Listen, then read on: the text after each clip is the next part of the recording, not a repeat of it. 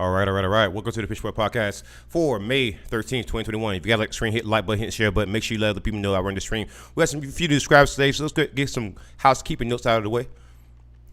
All right. E Stump, welcome to the channel. If you watch the Pitchfork podcast, give me a special shout out for that one. We got a few more we got to get to.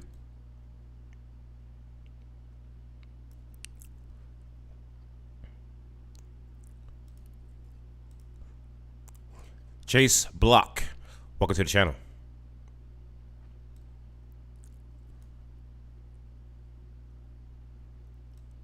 All right, so we got Charlie Metzger, welcome to the channel. Welcome to the channel. Welcome to the Pitchfork podcast. Welcome to the channel. Welcome to the Devil's Advocate channel. Hopefully I can entertain you and keep you informed about some bad cop, no donuts, and some corrupted files. Then we have one more. We have Ask Ivan subscribed. Welcome to the channel. Welcome to the channel. Thank you for subscribing. All right, guys, let's go ahead and get to the show. We're going to be covering several news stories. Before we get into news stories, we're going to do a general rant. And we're going to record this rant. It's going to be a live edit. We're going to do a general rant about Democrats. Have me a little sip real quick.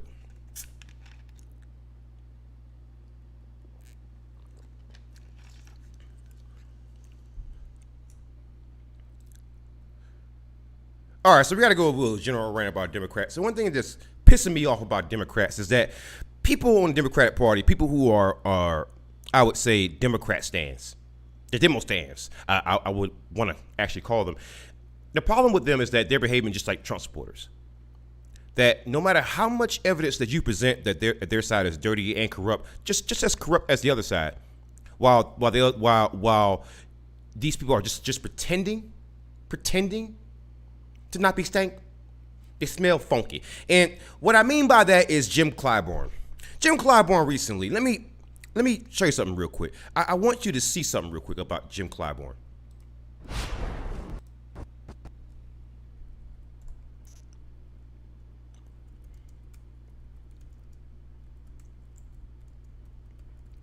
Jim Clyburn, qualified immunity. I want to see what Representative Clyburn had to say.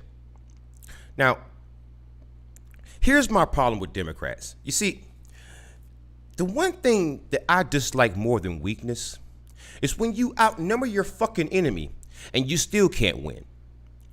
The only thing that I hate more than weakness is when you outnumber your enemy and you still can't seem to fucking win. And what I mean by this is this shit. Representative Clyburn from South Carolina, my home state, says qualified immunity doesn't have to be part of policing reform bill. What the fuck are you talking about? You goddamn clown. You Uncle Ruckus looking fucking clown.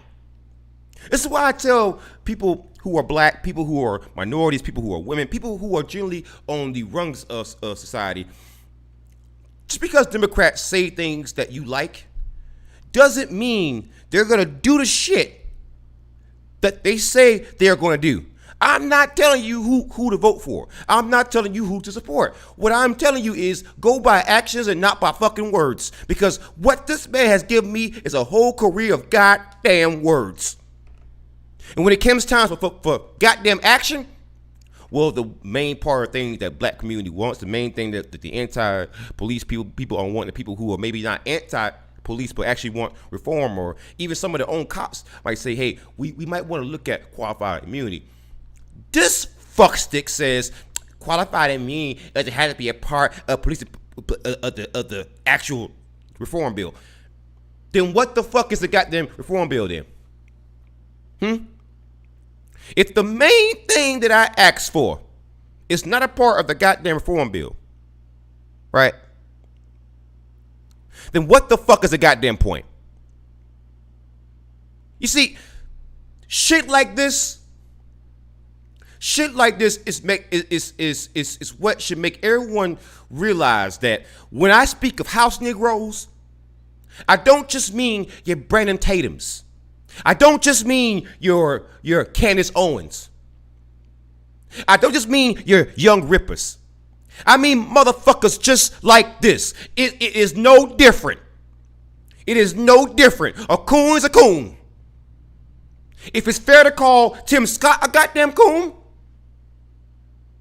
then goddamn it, when a motherfucker says qualified immunity doesn't have to be a part of policing reform bill, and you control the White House, the U.S. House, and the U.S. motherfucking Senate, and you are still telling me that the main thing that black people have been shouting at your punk ass for doesn't have to be a part of the actual bill? Excuse me. What was all that bullshit that you were talking about with damn George Floyd then? Because I think that what happened to George Floyd is a goddamn tragedy. I think that what happened to George Floyd was some bullshit. I think that everybody involved in that case who was a cop should be behind bars for the rest of their goddamn lives. But now I got a question. How do you feel about it, Congressman Clyburn? Because if I was in your position, you sorry sack of shit, if I was in your fucking position, qualified immunity would have to go. It will be a non-negotiable. If a Republican came to me and says, hey, we got to keep qualified immunity, that'd be a non-goddamn starter. But not for you. Not for you. And I have to wonder, why is that, sir? Who got to you? Who's paying you? Who's bankrolling you now? Why are your words so fucking different than when Joe Biden was running during the campaign trail and when Trump was goddamn president? Why the fuck is your words so goddamn different? You said qualified immunity was bad. You said qualified immunity needs to go. You said qualified immunity protects bad cops. Then why the fuck is it that what is it? You control the House, the Senate, and the goddamn White House. All of a sudden, it doesn't have to be a part of the actual reform that your people, the black community, has been asking for. You are a senior citizen coon. Certified buck dancing fucking coon. How the hell is it that you outnumber your enemy and you still can't win? And these fuckers, their fucking excuse, right? Their goddamn excuse will be, well, the Republicans, they're stopping us. Imagine for a second LeBron James, he's coming to you, right?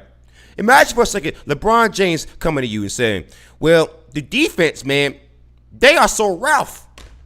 They won't let me score. That's their fucking job, asshole. It's your job to beat them. That's why we voted for you. If we didn't think that you could actually beat them, we wouldn't have voted for you. And you're failing at the job. So why should we keep voting for you? You piece of shit. But let's get into this article here. House Majority Whip. Majority Whip.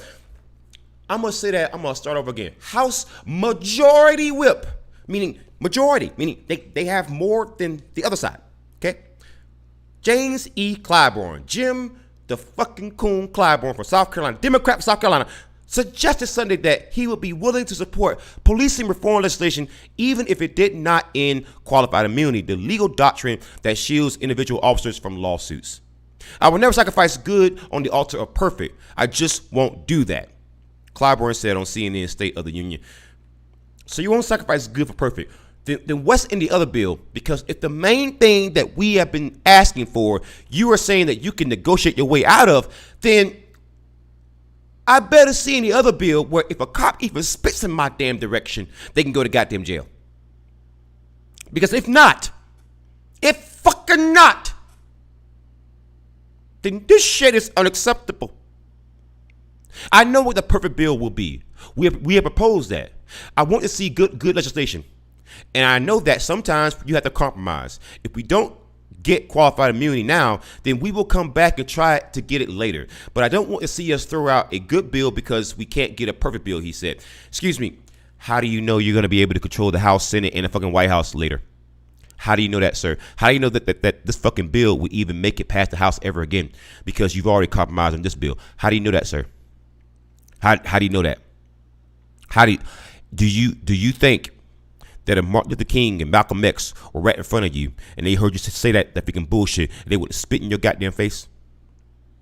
Do you think that if George Floyd were alive right now and his spirit, you do a fucking seance and his spirit is around right now and he heard you say that, how do you think he's gonna fucking judge you? No. Let me ask you a better question. How do you think Tamir Rice's mother would judge you? Would you say that right fucking in front of her? Would you? How do you think Dante Wright's mother would feel if she heard you say that? Democrat Clyburn, shitty Congressman Clyburn. How do you think those families would feel if they heard you say that? Unbelievable. See, once again, this is why I tell black folk, during the whole campaign trail, people were demanding things. I remember Charlemagne, the freaking God from the Breakfast Club, one of my favorite shows. And he said he was saying the exact same thing that I was saying about Democrats. Black community, it's great that you guys are going to turn out and vote, but make sure you make your freaking demands now. And there are people out there saying, well, let's not rock the boat. What the fuck you mean? The fuck you mean? They are asking for my goddamn vote. This is why you make your demands up front and you make sure you get guarantees up front. This is why you just don't let sleeping dogs goddamn lie. This is why you make demands early. Because otherwise, you see what these bastards do. Qualified immunity doesn't have to be a part of policing reform bill. Do you think anybody in the black community, if they would have heard this bullshit, would not have immediately spit on this man? You see, shit like this, this is why we need a third, fourth, fifth, sixth, seventh, eighth, ninth, 10th party, or fuck it. Dissolve the whole goddamn government. But this two-party shit, this shit not only does not work, it comes at the cost of every American, but since I'm black, it does come at the cost of my damn people. And that I don't appreciate. So, Democrats, you're on fucking notice. We see this shit. You saw how we mobilized when we were fucking mad. This shit is unacceptable. Clyburn, every other bastard out there who agrees with him, you're fucking garbage. And I hope you get out of office fucking yesterday.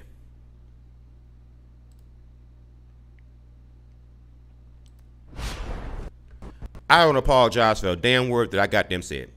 I meant every damn word I said. Meant every damn word I said. I told you I was gonna fucking go in. I told you. He's got the Democrats, man. Like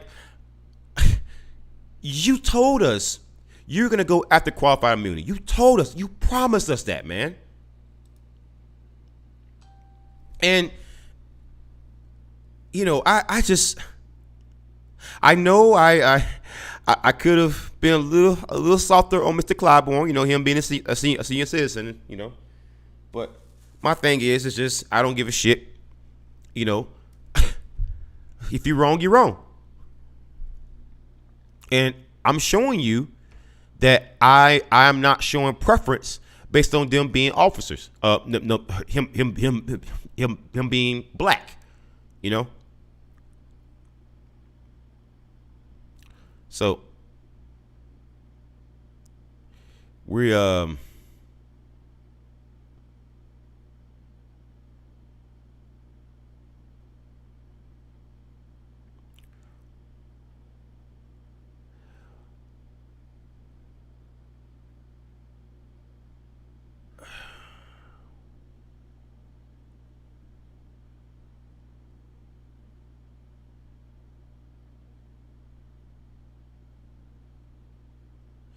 So we're going to be doing some bad cop, no donut and some other news stories. Let's get down into some other news stories now. We got a few that's going to be a little bit spicy.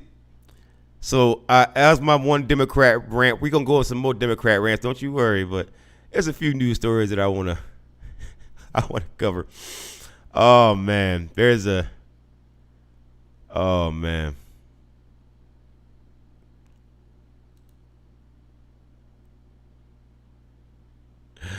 Oh man. We got some hamburglers. We got some donut burglars, man. We got some bad cops who don't need no donuts, man. Let's get into this. Oh, this is gonna be wild. All right.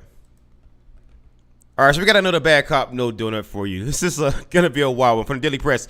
Hampton police officer arrested and charged with burglary, property destruction in Norfolk. This is going to be from Virginia. This is published on May 12th, so it's relatively recently. Norfolk. A Hampton police officer was arrested on charges of burglary and destruction of property in Norfolk on Wednesday, according to Hampton police. The police division said it had already placed the officer, Catherine Encarnacion, on administrative leave when the incident occurred. The police division didn't provide other details from the incident or say why Encarnacion was on leave. It says he will remain on leave pending the outcome of an internal investigation. The Hampton Police Division is committed to handling, quote, the Hampton Police Division is committed to holding our officers accountable to the high standards of professionalism that our community expects of us, end quote. The division said in a news release, it's a standard procedure for the division to place an officer charged with a crime on leave and conduct an internal investigation to determine and I should repeat that actually. It's a standard procedure for the division to place an officer charged with a crime on leave and conduct an internal investigation to determine validity of the charges, police said. An investigation can lead to disciplinary action or the firing of the officer. Well, let's hope it also leads to jail time, because holy smokes, we got some burglaries with cops, man. That listen, when cops said that there was gonna be a crime wave, who would have known they would have been a part of that crime wave? Oh my God.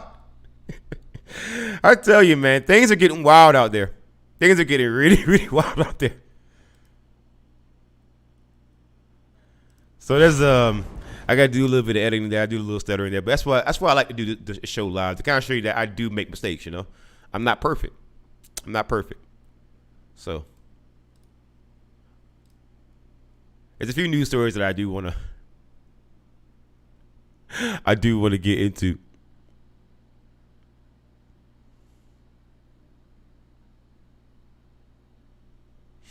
Oh, there's a few stories I get into.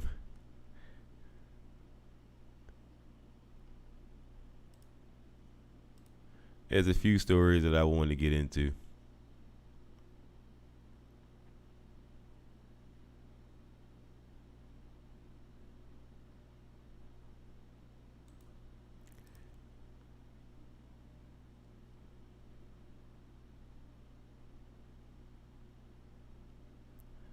There's a few stories we're going to get into.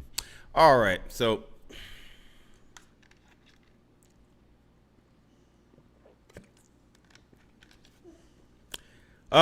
this is going to be a wonderful one. Another bad cop, no donut. Let's get into this one. Oh, Lord, man. This is going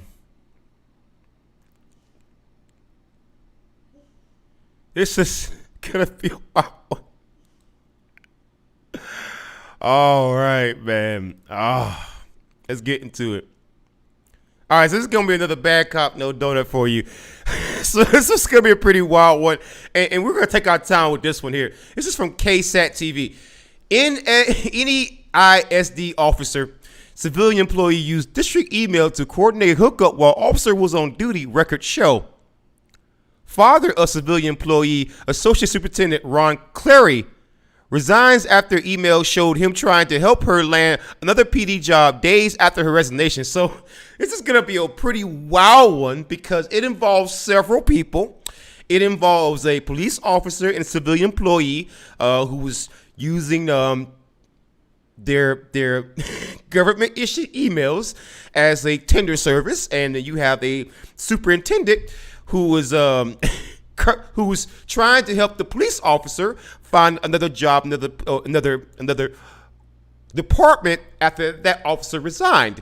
So as you can tell from the very beginning, this is going to be very, very exceptional. And as you can see from the screenshot here, is very interesting. Oh man, dude, just look at that screenshot. It's just Beautiful. Beautiful. Let's get into this. San Antonio. An officer and a civilian employee were forced to resign from the Northeast Independent School District Police Department last fall after the investigation determined they used their school district email accounts to arrange late-night meetups. A district official confirmed to the KSAT 12 defenders. That is so. That's already the first part of this that already makes this kind of special. Already kind of special, but let's get into the next part because I've already read ahead a little bit. Man, this is just exceptional. The rendezvous occurred at least once while the officer Jose Josh Terrazas was on duty. Additionally, the father of the civilian employee, NEISD Associate Superintendent Ron Clary, resigned last week after district emails obtained by the defender showed him strategizing about how to help get his daughter a job with another police department. Wow, that's interesting. See, isn't it really, really nice and juicy when daddy, when father figures can just get you out of trouble? Isn't it nice and juicy? Don't you want a daddy who could just get you out of all kind of shit? Don't you wish your father could just do that for you? Don't you? It definitely reminds me of the whole college admissions fucking scandal, right? Reminds me of that.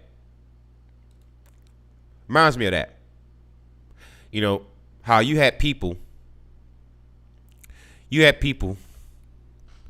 who were using their influence and their wealth to get their kids into schools. And now you're seeing another case where someone's using their influence and their position of power and their presumable wealth, because you don't get paid a little bit of money as that kind of position, using their considerable influence and their resources to help their child, to help their child. Don't you find it interesting that this is not just a case of college admissions, that it's also a case even with police? Even with superintendents, you see this kind of stuff happening. Don't you find it interesting? Don't you find it strange? Don't you find it strange how it's always that us, the serf class, we never seem to get the same privileges as these people? Don't you find it strange and odd how they can just get away with anything? Don't you? Don't you? Because I do. Let's get into the story here. NEISD Police Chief Wally McCampbell remains in his position, but is the focus of an ongoing investigation into why he recommended Clary's daughter, Jessica Clary, for the other position 3 days after her resignation from his department took effect, a district spokesperson told KSAT 12. So even the police chief, again, I told you, it's going to get juicier and juicier and just juicier and just spicy and delicious the more this goes on. This whole scandal, it started from a texting scandal, well, not texting, but an emailing scandal, where you had people trying to get some nookie using their work emails. First of all, did you not have a fucking cell phone? Did you not have a personal email? Pager, fax machine, wristwatch, airplanes, paper cut the airplane, anything but your personal work email. Why the fuck would you use your personal work email to set up hookups while you are on duty? Could you imagine how fucking stupid you gotta be? How fucking stupid you gotta be to do that? Imagine for a second, right? Imagine doing this shit and thinking you're not gonna get caught when you use your work email. You use your work. Oh my gosh. On my way from Lee, let's get into this part here. The spokesperson said the district's Human Resources Department began investigating Jessica Clary and Officer Terrazas after Superintendent's son Micah received an anonymous letter in September. The letter alleged that a police department employee was having a relationship with an officer during work hours, Chancellor said. Subsequent investigation found more than 1,500 emails sent between Terrazaz and Jessica Clary, who worked as a security access technician. What? Since the school district email servers are maintained with taxpayer funds and operated by a government agency, they are subject to public records requests. Wow.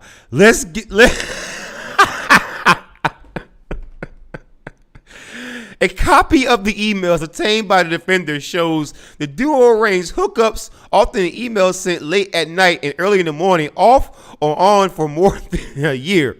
District investigators focused in on a series of emails sent between the couple on April 5th and 6th, 2020. During that exchange, Terrazaz informed Jessica Clary he was waiting to punch in around 10:40 p.m., to which she replied, "I would say come over, but I don't want you to get in trouble." Terrazaz answered, "Yeah, I thought about it," to which Jessica Clary responded, You can if you think you can get away with it." Whoa! You're sending this through your work email. You're sending this through your work email. Let's keep reading here. This is just amazing. Oh my gosh. Oh my God. This is amazing. It's amazing. So records show the couple again began emailing each other after midnight, with Jessica Clary at one point writing, "If you can make it tonight, come over another night. You're sick working." Okay, so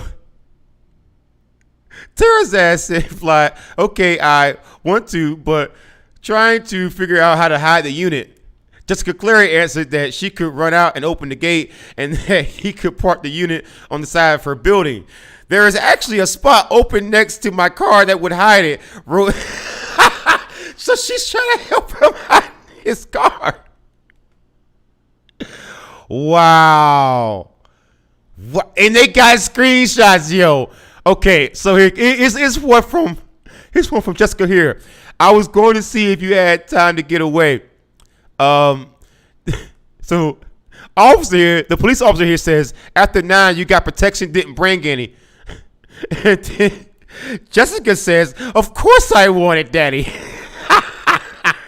You're sending this shit on your work email. Wow. So she says, okay, so after she was caught, right? After she was caught, this is what she says, right? She sends an email, and she says, "I think that it is best that I just remove myself from the situation and resign." You think?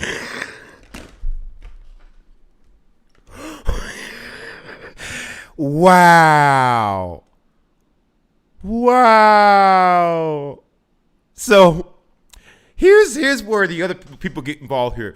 "I feel she will be an asset to you and your unit." This is what the section is named. Jessica Clary, on the other hand, received significant internal assistance to trying to find another job after her forced resignation, records obtained by the defenders show. Just 3 days after her resignation took effect, McCampbell emailed a civilian supervisor with the San Antonio Police Department's juvenile processing / missing persons unit and recommended Jessica Clary for a position. "She's reliable and a self-motivator. She learned the access control systems really fast and was very accurate. If given the opportunity, I feel she'll be an asset to you and your unit." Oh, she'll be an asset. So that's what McCampbell wrote. Okay, that's wow. So McCampbell wrote that in an October 3rd email to Michelle Willingham, that was sent from his district email account. The email was obtained by the defenders through a public records request. These people are using their public emails and leaving trails. They're leaving trails through public emails. Like, how fucking stupid do you gotta be? After Willingham days later responded to Jessica Clary's lack of work with juveniles could prevent her application from moving forward. McCampbell forwarded the thread to Ron Clary's district email address. Wow. So there's the actual. There's the evidence. You can't argue. There's the evidence right there. They get a public information request. It's right there. Ron Clary that same day responded and asked McCampbell via email if his daughter could say if she had frequent interactions with juveniles as part of her former position, records show. Email records also show Jessica Clary reached out directly to Willingham and wrote, Wally McCampbell, let me know that you had some questions on my resume. The same records show that Jessica McClary later updated her resume, and after Willingham confirmed she received the updated resume October 9th, Jessica McClary forwarded the exchange to her father's work email address. SAPD officials confirmed Jessica McClary was interviewed October 14th, but was ultimately not offered a position because you had no damn experience. So people were lying for her, saying that she had worked with freaking juveniles, even though she didn't really do that. Again, this story gets crazier. So people were lying for her so that she could actually get a freaking job, trying to cover up the fact that she had to resign because of what happened here, right? And then they were giving her positive recommendations, even though she resigned for using her work email to set up sex dates. and you got a superintendent involved, police chief involved, police officer involved, a city employee involved, another department involved. God damn, this shit is wild, man. This is wild. Unbelievable.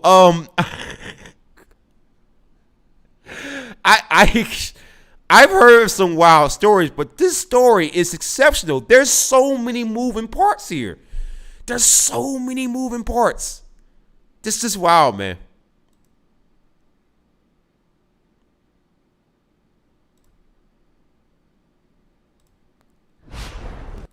Wow, that was pretty wild. So let's see who we got here. Rising and falling failure. Welcome to the chat.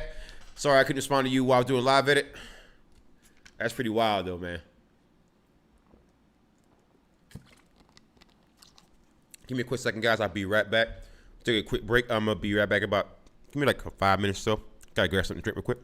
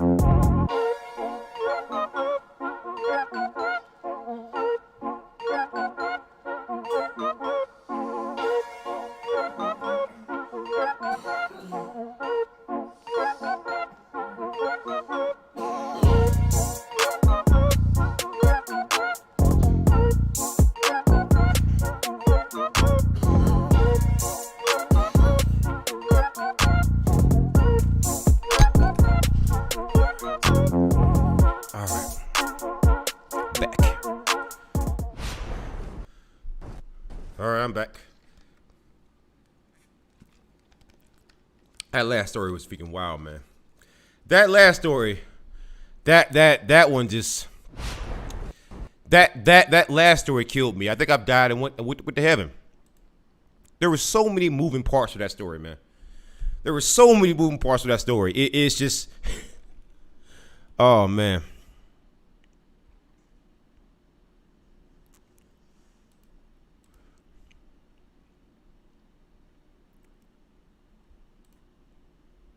So, we got a few more bad cop no donuts.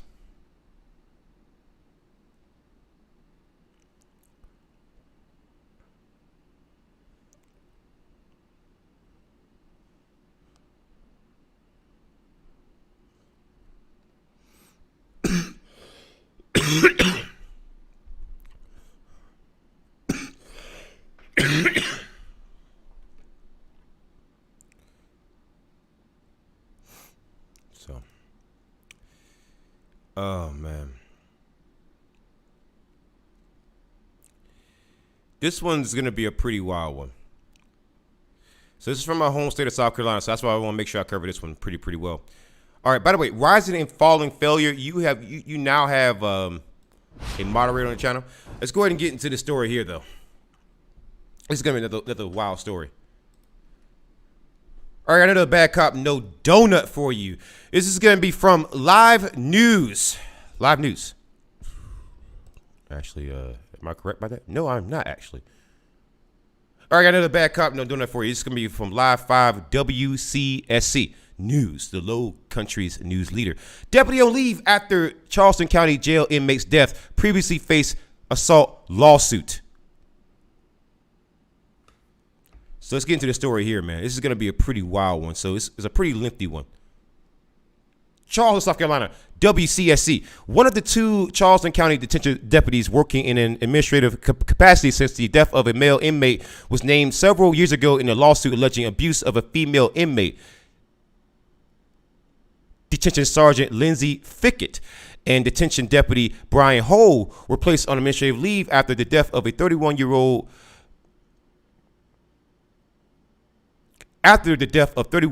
Jamal Sutherland at the Al Cannon Detention Center on January 5th. Charleston County Sheriff Kristen Gaziano said Tuesday that Fickett and Hole were placed on leave for several weeks after Sutherland's death and have since been reassigned per policy to administrative duties.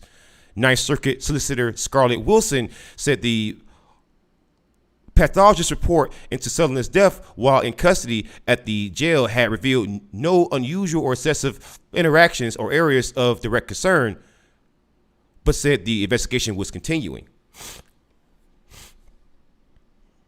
Fickett was one of several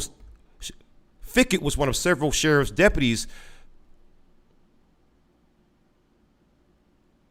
Actually, I think I recognize her, actually. Let's get back to the story. Fickett was one of several sheriff's office employees named in a lawsuit filed in 2014 alleging the abuse of an inmate whom the suit referred to as Jane Doe. The suit accused Fickett of strangling, assaulting, and using a stun gun on a female inmate who had just been locked up in the jail. The lawsuit claimed Fickett assaulted a handcuffed woman in front of other deputies after the woman demanded to speak with an attorney. Within seconds of Jane Doe stating to Fickett her demand to call counsel, Fickett retaliated against Jane Doe by assaulting her, the suit states. Fickett's black glove hand can be seen on Jane Doe's throat, beginning the assault on her by strangulation.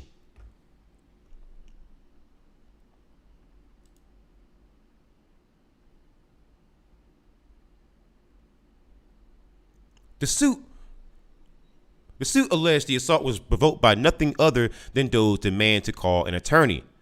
There was no situation that needed to be controlled by any use of force, the suit stated. No immediate threat of any serious physical harm was presented. Before the assault by Fickett, Jane Doe remained handcuffed, seated in a chair, and was doing nothing but talking in normal conversational tones, demanding to talk to her lawyer.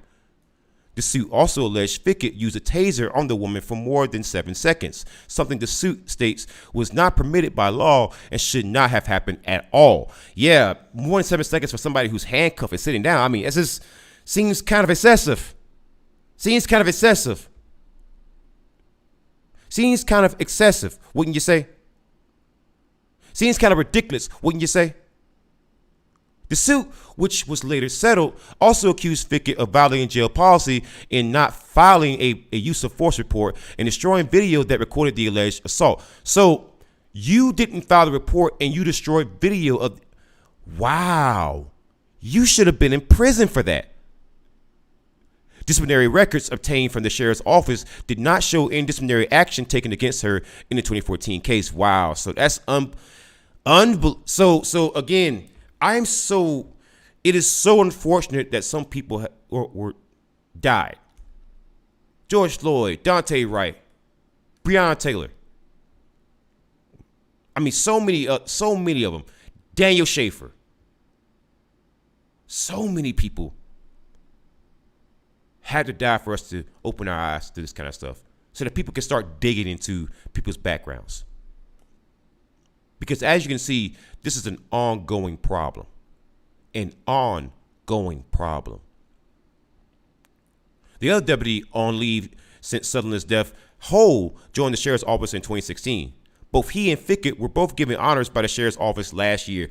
So, once again, when people question me when it comes to police, when it comes to sheriffs who are also in the state, Sheriff Leon Lott, who's the current sheriff of the year, who I personally have a beef against because he covered up my child molestation and the molestation of several high school girls at Spring Valley High School, which you can Google yourself. He's in federal court for it right now. But people look at these officers and they see them as superheroes. They don't see them as perfectly fallible human beings who can do wrong things and that should not be officers whatsoever. But as you can see from the featured video on my channel about other sheriffs in this very same state, you can start to believe me when I start to say certain things now, because you're seeing the proof here. These officers were given honors. They weren't demoted. They were given honors. Honors. It is not clear what type of interaction they had with Sutherland while he was in custody. Graziano declined a request for an interview. The FBI is aware of Sutherland's death, but would not confirm whether they were investigating. Unbelievable. Unbelievable. You know, stuff like this, it validates people like me. Because when I was in South Carolina, I was a journalist there. I would write stories about stuff just like this, and I would have people tell me, shut up. Stop complaining. Take responsibility. It's not the police fault. Well, I have a whole playlist called Bad Cop No Donut on my channel. Go through that playlist and then tell me the same thing. How is it that I'm getting new content every year? And I want to show you something real quick. If I go up to this tab here, I put officer placed on leave, and the search parameters that I put is past 24 hours. This is what I do every day. I only give you videos from the past 24 hours. And sometimes when I put out videos later, it wouldn't be from that past 24 hours, but it will be recorded on a previous day, just like this. I don't have to go beyond 24 hours and I find stories just like this. So if I was so wrong, if I was just, I was just complaining on behalf of the black community, I was being a black victim. If that were the case, why is it so easy for me to do this channel and change the whole direction of my channel to just crapping on cops and crapping on the government? How is it this easy?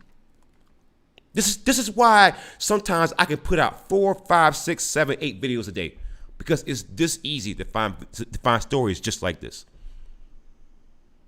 It's this easy. And the saddest part about this is that even though we know these officers are guilty of all the things that they were accused of now, right? Right.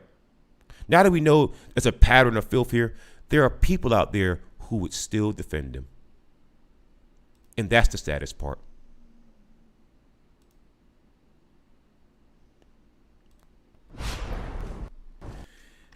Well, let's get into some more news stories. We got a few more stories that we're going to cover. We're going to make sure. I've already shit on Democrats a little bit, but we're going to shit on them a little bit more because I got a lot of things I want to say about Democrats, man. But I do want to cover a few more news stories before I get into that, though.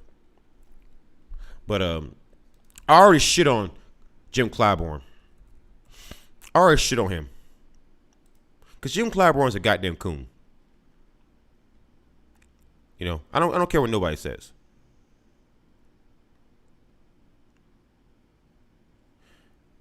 I don't care what no one says.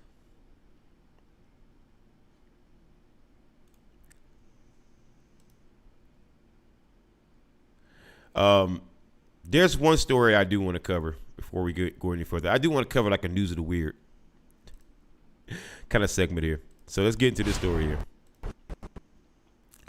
All right, so this is where I think restrictions are getting a little bit too ridiculous. All right, this is where I think restrictions are getting a little bit too ridiculous. This is where I think we've definitely lost the goddamn plot. This is what I think we've lost our goddamn minds.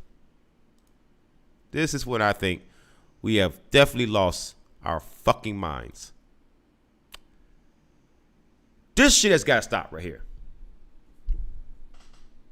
This that bullshit. That bullshit, that's what this is right on here. This is, we're going to get into this shit right here, man. Let's get into this shit. All right, so we got one for the corrupted files here. This is coming from TMZ. When I saw this headline, I almost fell out my damn chair. Disneyland, Six Flags, Legoland, mass distancing rules on roller coasters. Cautious or ridiculous? Wow. You're going to make people wear masks on roller coasters. Listen, I tell people at the end of every stream, wear a mask, don't get COVID. I say that. But I think this is going a little bit too far. I think you're just gonna kill all the fun. If you're gonna do this shit, right, just don't open the goddamn roller coasters. Fuck it. One of the biggest draws to roller coasters, right, is when you're on a roller coaster and you're screaming like, "Wah!" That's the most fun part about it. You're removing the most. You assholes are removing the most fun part about it. Californians, freaking California, man. Why am I not surprised it's goddamn California? California's thankfully seeing a major dip in COVID cases and deaths, but roller coaster thrill seekers are still required to follow serious safety guidelines, rules some healthcare workers say are ridiculous. Not only do Disneyland, Six Flags, Magic Mountain, and Legoland all require riders to keep their masks on through the duration of the ride, they're also leaving entire rows empty and splitting up party sizes to ensure social distancing. Guidelines put in place by the state. So, what's the point in riding a goddamn roller coaster? You've made roller coasters the most unfun shit in the world now, right? Because unless you're wiping down every seat, every part of the fucking chairs, every time someone sits up, or fucking stands up, and every time a fucking new person comes along, unless you're doing that shit, what's the fucking point in this shit? Huh? God damn. Unbelievable. Dr. Ashish Jha, the dean of Brown University School of Public Health, appeared on TMZ Live Thursday and scoffed at the requirement to have empty cars on roller coaster rides. He says it simply makes no sense. Dr. Jha also has a couple of pointers for those with children who are concerned about their well-being since they are still unvaccinated, and hopefully it provides some peace of mind. So this guy who's a doctor from Brown University is saying it's fucking ridiculous. You say trust the goddamn experts. He's a goddamn expert. Okay? He's saying it's fucking ridiculous. And several, I'm pretty sure, I mean, just from the way it sounds fucking ridiculous. Just don't bother. Don't bother, right? Open up the fucking roller coasters if you're going to do some crazy shit like this. Of course, when it comes to roaming the park, there's an argument to be made that safety precautions are necessary because of unvaccinated people. But Dr. Josh says a roller coaster is a whole different animal. BTW and CDC just came out with new guidelines. People who have been vaccinated don't have to wear a mask indoors or outdoors. So again, even if you are vaccinated, right, You still gotta wear a goddamn mask, even though the CDC, right? And you know, those fucking experts came out and says you don't have to wear a mask indoors or outdoors if you're vaccinated, right? But for now, it looks like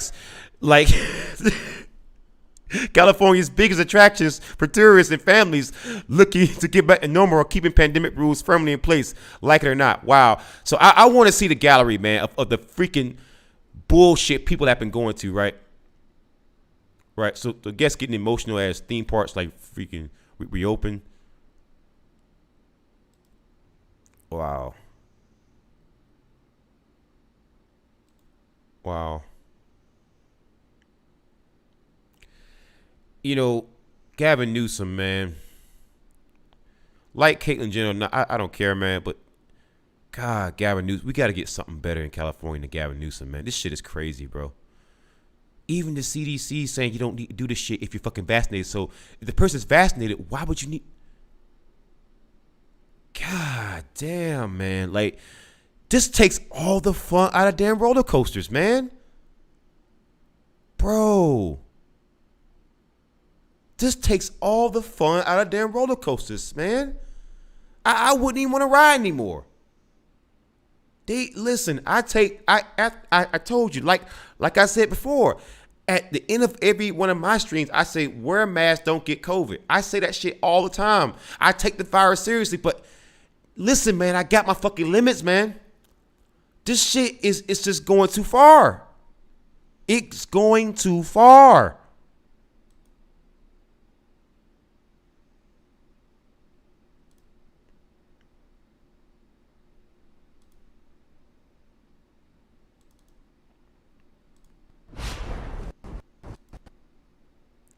All right. That was another story I'm gonna be doing. Yeah, I just listen. It's just going too far, man. It's just at some point you gotta chill, right? Damn. You know. Anyways, Cosmic Squirrel, welcome to the chat. Hey, let's see it. Like that female runner passed not because of her mask. Face planted.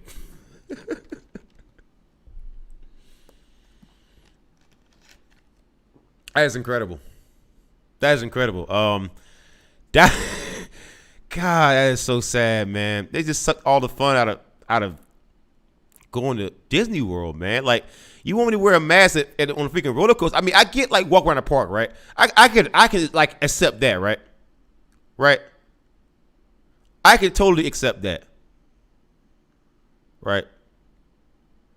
But on a roller coaster, man? Really, bro? That's fucking crazy, man. Like I just like, you know, it doesn't matter how you take, you know, how you look at, you know, the pandemic, how you look at anything else. I think anybody who looks at things from either side, hey, I think we can all agree that's fucking crazy. That's fucking crazy. That's just, it's just too much. It's just too much. You know? It's just too much. So we're going to get into another story here in a second. I'm trying to bring this story up.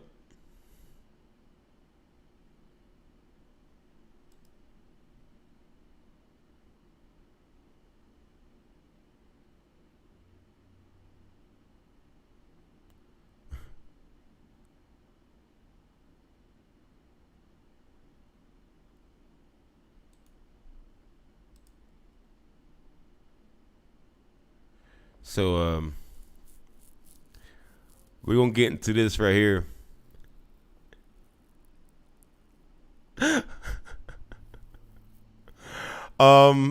This story is gonna be kind of wild. Cosmic Squirrel, nuts. People are nuts. Let's get into this story here. This story is gonna be pretty wild. This story here, I gotta tell you. This one here warms my cuckles, man. This story here that I'm about to go over, it warms my cuckles. It makes me feel good inside. You know? Stories like this that we're about to go over makes me feel good inside, because when I see stuff like that, it lets me know that it's not me that's crazy, it's the world. You know? So there's some people out there who wants to convince you that you're the problem. No. See, there's a real problem, a real sickness that's going on in the world right now, and I'm going to show you what I'm talking about. Okay, I'm going to show you what I'm talking about. Let's show you what I'm talking about. I want you to see this. It's very special. It's quite exceptional. It makes me happy when I see stuff like this. It lets me know that I'm not the crazy one. Let's get into the story here. All right, so this is gonna be another bad cop, no donut. This is gonna be a quite different bad cop, no donut though. I'm gonna read the headline. I'm gonna let you decide in your head what the hell is it that I just told you. Northfield police officer accuses state trooper of violating his rights in arrest. Lawsuit says. Okay, so this is one of the most rarest cases where a police officer is essentially accusing another law enforcement officer of violating their rights, man. So even the cops are going full ACAB, baby. Even the cops are like, hey, y'all, Black Lives Matter. Even the cops are like, no justice, no peace. Listen, if you don't like police officers, this is a delicious story. If you don't like police officers, this story is going to warm your cuckles, okay? It's going to make you happy. It's going to make you do a little happy dance. Because when I read this headline, all right, I felt good inside, you know? I feel like it was almost Christmas, you know, because I cover bad cop no donut pretty much every day. If you average out the amount of videos I put out, you know, on my channel, you know, you should like, comment, subscribe, and everything else, right? But again,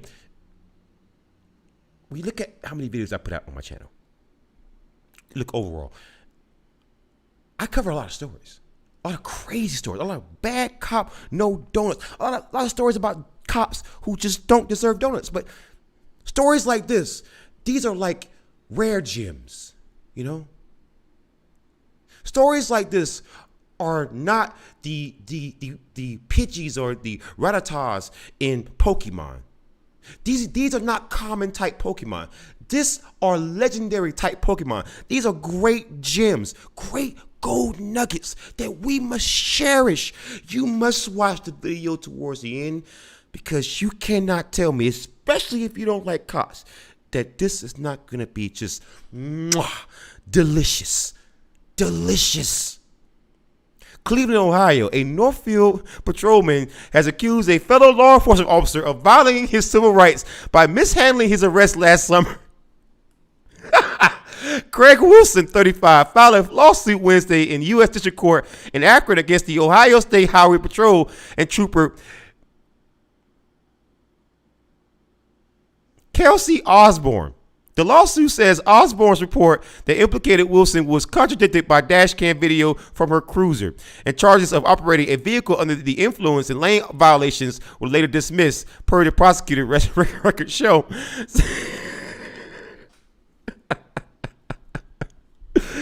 Wow, man, this is oh gosh, this is, as you can tell, this is gonna be just delicious. A spokesman for the patrol, Lieutenant Craig Veaton, I should say, said, "We have the utmost respect for the legal process of our court systems. With any litigation, we will engage with the process as the case moves forward." Along the suit alleges Osborne lacked probable cause to arrest the patrolman. It also claims the patrol failed to properly train and supervise Osborne. The lawsuit filed by attorney Frank Consolo says Wilson feared the arrest would cost him his job. Well, if you were arrested, right, and you arrested for DUI and not maintaining a lane while being under the influence, if that was the, suspicion, why would you not suspect to lose, to not lose your damn job? I would hope that you would. I would hope that you would if it were actually true. But it's very interesting to see what's gonna happen in this case. It would be very interesting, right? If the highway patrol, if the highway patrol uses qualified fucking immunity, if the actual patrol officer uses qualified immunity against a police officer in court. Oh my God. That would be fucking incredible. Do you not tell me that would not be the most delicious thing? Imagine if you had a police officer, right, who's complaining that another police officer is violating their constitutional rights, didn't have probable cause to arrest him, right, was essentially lying on this officer, right? And the officer that they're suing in court uses qualified immunity to actually protect themselves against an officer who's suing them for violating, for allegedly violating their fucking rights. That is amazing. That is goddamn. Like you couldn't write a better movie script than that. The incident took place about 10 p.m. July 4th on Ohio 8 near Interstate 77 in Akron, according to court records. The lawsuit says Wilson was driving his pickup truck to his home in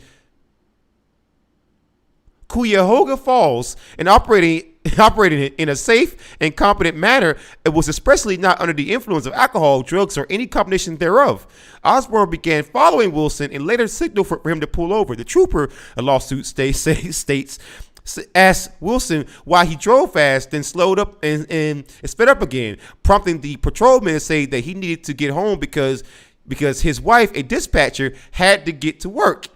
Oh my goodness. So now you see what it's like when a police officer pulls somebody over, right?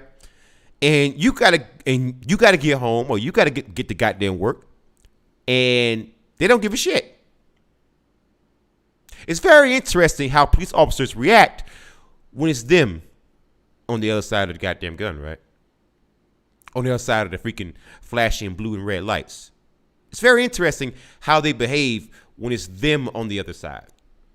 It's very interesting. It's just, oh my God, it's so delicious. I gotta tell you, man, KFC has never made chicken this fucking spicy and this crispy. I've never had visual texturized chicken that fucking delicious in all my damn life. That was better than goddamn sex. Reading this story is better than sex in some ways, depending on who you have sex with. This story is better than some sex. Seriously. Osborne asked Wilson whether he had been drinking, the suit says, and he also admitted that he had a beer an hour earlier. Oh, ho, ho, ho, ho, ho, ho. She also asked about his bloodshot eyes, which she said stemmed from a long shift, according to the document. Interesting. So suppose somebody had told you, Officer Wilson, that I had a long shift, man. You know, I work graveyard shift. I had a beer about an hour ago, but, you know, I'm not drunk. Would you accept that excuse? I'd be very interested to see Officer Wilson's arrest records. I would love to see his records. How many people have you arrested for DUI who gave the exact same excuse and you took them to jail? I'd be very, wouldn't you love to be, just for a second, wouldn't you love to be a god? Just to have just omnipotence, to just know these things? Wouldn't you love to just have that ability to see his records, to see if he's being a fucking hypocrite? Osborne tried 3 times to give Wilson a portable breath test, but the equipment malfunctioned each time, the lawsuit says. When she saw another trooper's test, Wilson refused, saying he didn't know what he had done wrong. Osborne, according to the filing, said Wilson's speech was slurred and a field sobriety test was all over the place. She cited his work as a police officer, saying he knew how to pass the test, as the lawsuit says. So she says, listen, you get these tests all the time, baby. You better pass this one.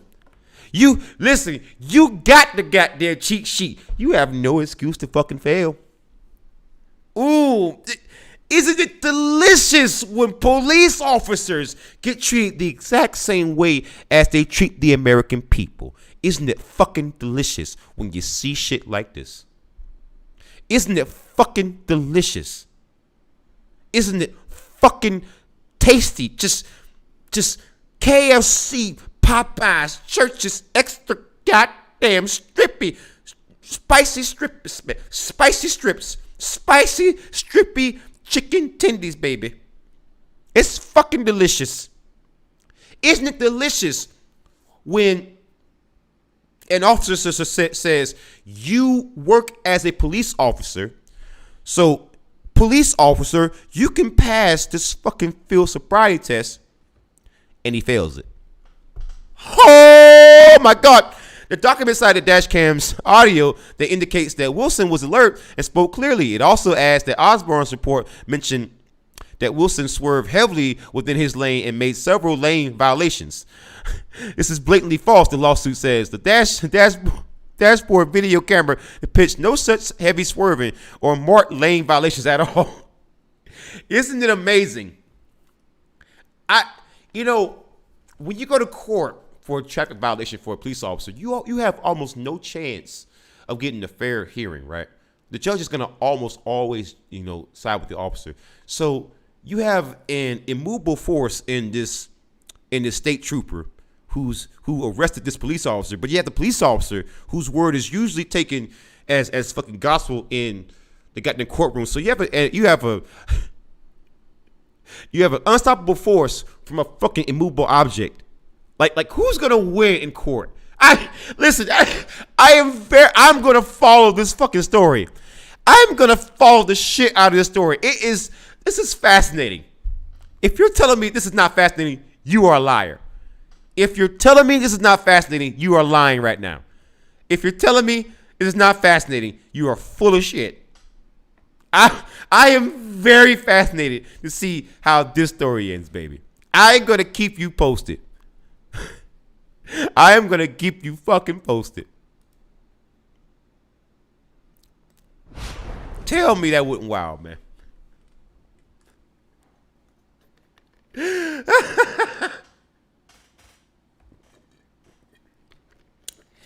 Ah, man, that was just I tell you, man, KFC has never sold a two-piece and a biscuit that was ever that damn spicy, ever that damn delicious, man.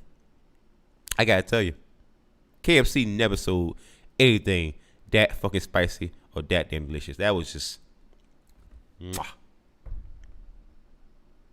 If you ever get me anything for goddamn Christmas, get me that story. Get me stories like that, baby. If you get me anything for Christmas, get me stories like that. All right. That was amazing. Oh, man. So we're going to be covering a local news story here from Washington State. All right. At the request of Diesel Bomber, because he's my boy. I'll make sure I cover stories from local stories. So this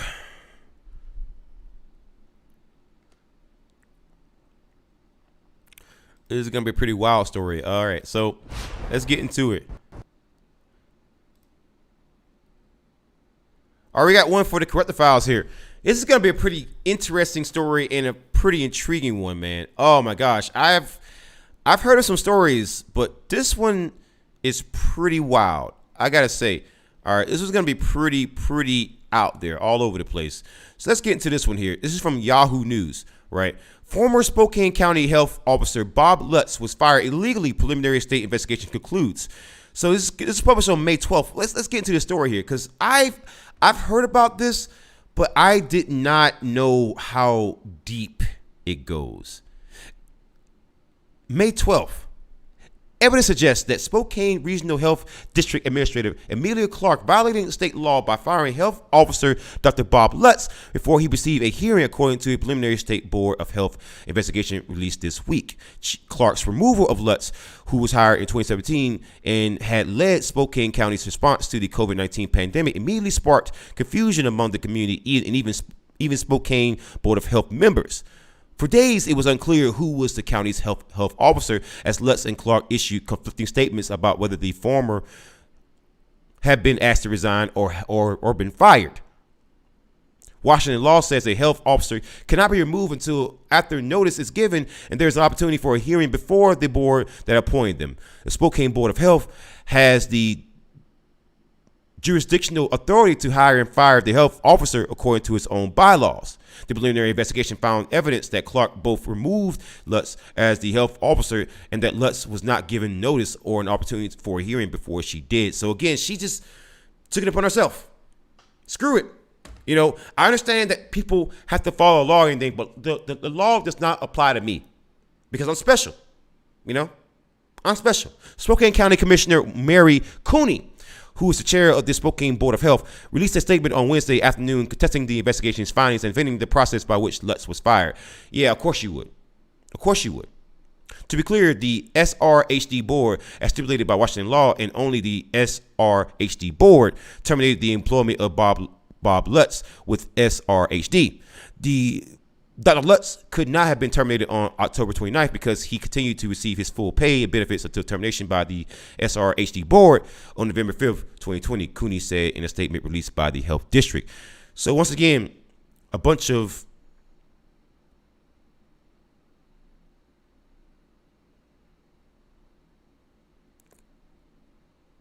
revisionist history. Yeah, I was looking for the word for it. I was going to say BS, but revisionist history, because even if you listen to that statement, it just doesn't sound right, right?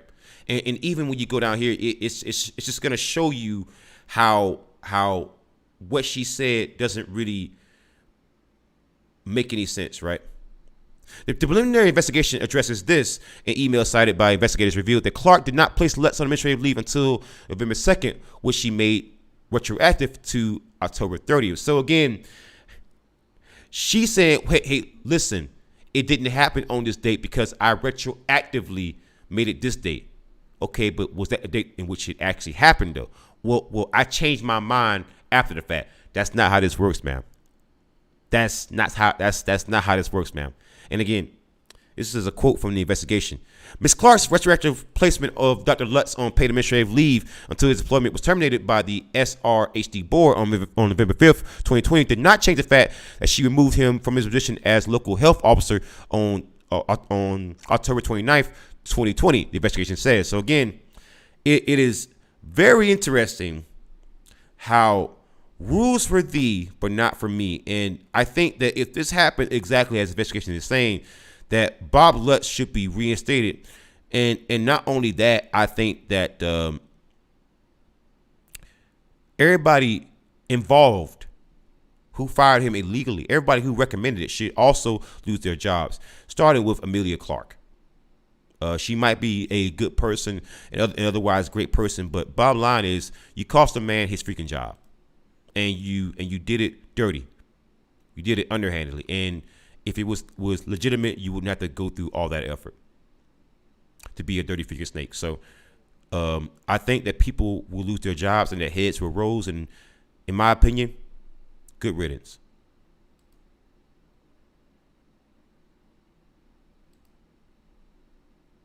All right. College Squirrel says, laugh out loud, Piggy's going wild. Absolutely. It also says it never goes good when they turn on their own. But yes, it is sweet. Absolutely. It's always sweet, baby. It's always sweet. By the way, I appreciate you always tuning in. I appreciate everyone who always tunes into my show. And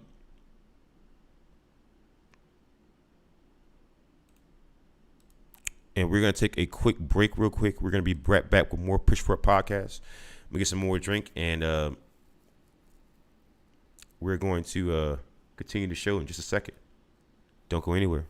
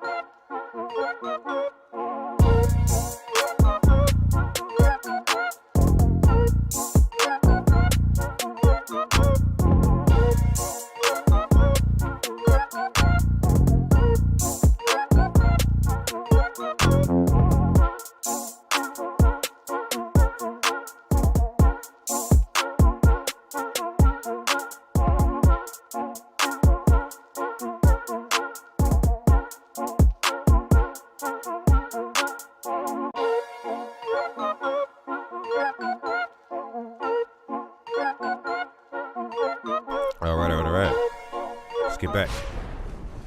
Let's get back. All right, we got another story to cover. So let's get into another bad cop, no donut, man. We'll get into another bad cop, no donut. This is gonna be another wild one. I tell you, these stories are getting wilder and wilder. Right?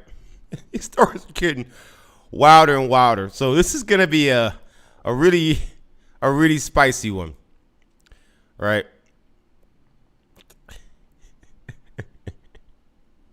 Let's get into this story, right? Let's get into this story. Oh my God. I told you it's gonna be a spicy one. Let's get into this one.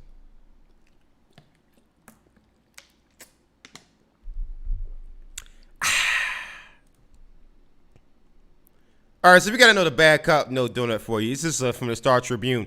Minnesota Department of Corrections officer was fired because he drunkenly confronted protesters. This is gonna be pretty spicy. I love it when people pull the veil off. The Department of Corrections terminates veteran and cites conduct seen as deeply disturbing.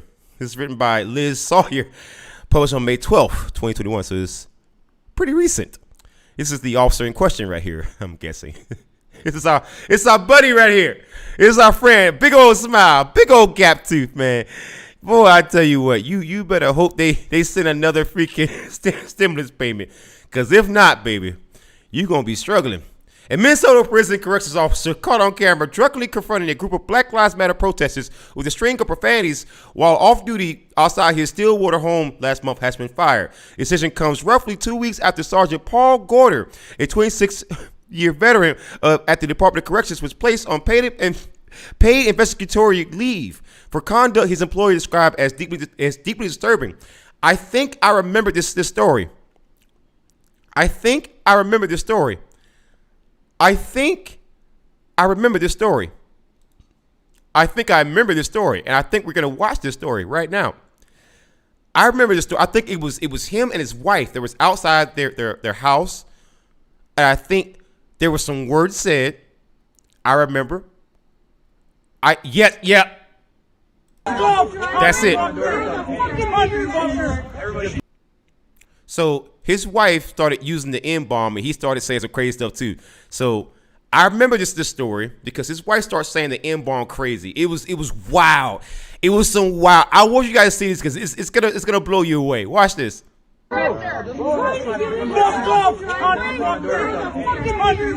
See? Watch. Get out of here! Oh, you fucking niggers, get out of here! Wow, we're doing it now. Wow, and he works for Stillwater. Get the fuck out of here! You're just I want to rewind that back. Mind you, YouTube, I ain't the one saying this. But then again, they don't use this right or anything for this. You can see this. She used the voice right there. Now watch again. Get out of here! Oh, you fucking niggers, get out of here! That's second. Wow, we're doing it now. Ooh. Wow, and he works for Stillwater. Get the fuck out of here! Okay, so then I think he uses it like right there too. I'm not sure. It is our duty to fight for our freedom. But it sounded like he did though. It is our duty. So he's sitting there cursing at him and everything. Yo, after your wife called him the N-word? We have nothing to lose but Wow.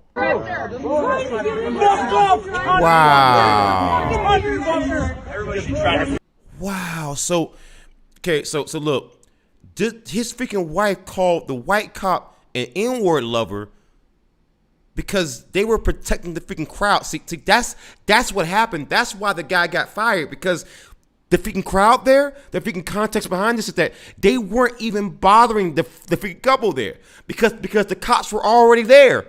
The cops were already there. They were just marching.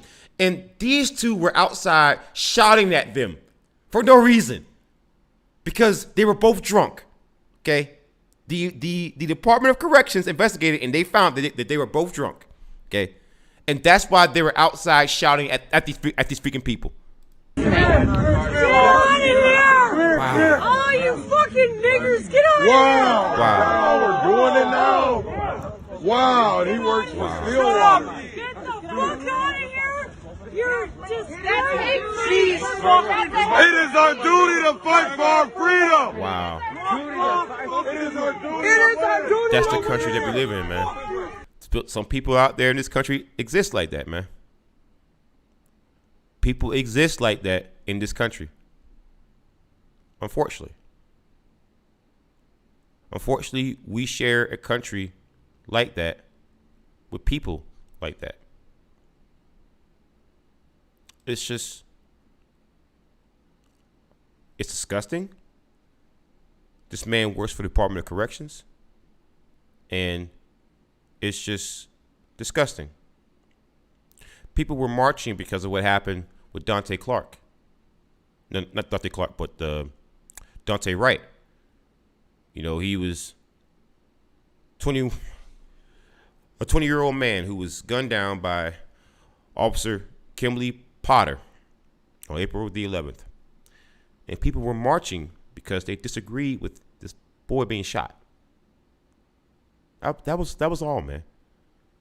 And this couple took it upon themselves to come outside and confront those people who wasn't harming the people whatsoever. There was no assault there. I didn't see any damage to the home, any damage to the freaking vehicle. Those two got drunk and decided to come outside and confront those people for no reason, who were just upset at an actual injustice. You know, and it lets you know that it's not just a patrol officer that's on the street that you got to be concerned about. Because if you think the prison industrial complex is a problem, then who do you think is upholding it? This is why I resigned from damn corrections, because I refuse to be a part of that goddamn system. I refuse to profit off of the suffering of my own damn people. You know, if you haven't seen it, then you can say, you know, I haven't seen it. But once you see it, then you can't unsee it. So we got bigger problems than just cops on the streets. It's the ones that's behind the prison bars too.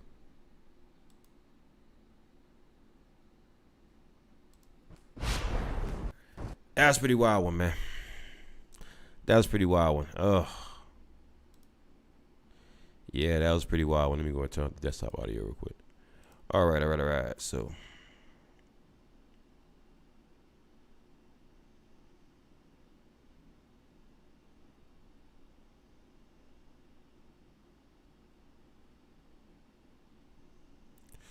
So we got a few more stories we got to cover here.